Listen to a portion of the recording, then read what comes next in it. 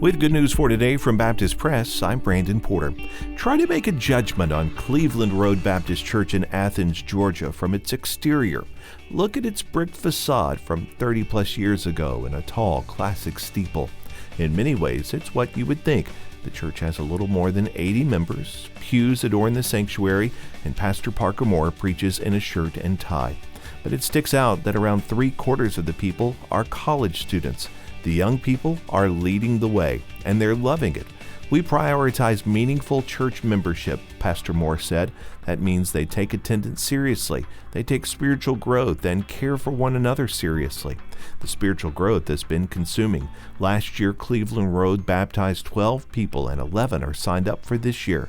7 of those have walked forward over the last 3 Sundays.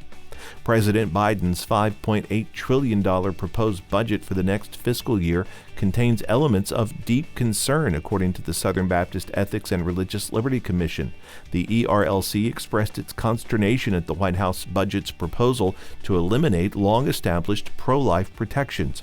It marked the second consecutive year Biden has excluded the Hyde Amendment and other prohibitions on federal funding of abortion.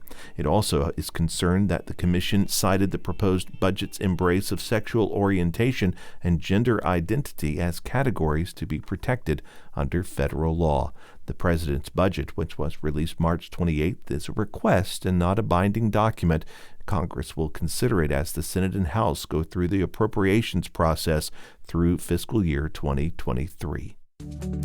Good News for Today is made possible through our friends at the Voice of the Martyrs, a nonprofit organization that serves persecuted Christians around the world. Founded in 1967 by Richard and Sabina Wurmbrand, VOM is dedicated to inspiring believers to deepen their commitment to Christ and to fulfill His Great Commission, no matter the cost. Find out more and sign up for their free monthly magazine at vom.org/goodnews.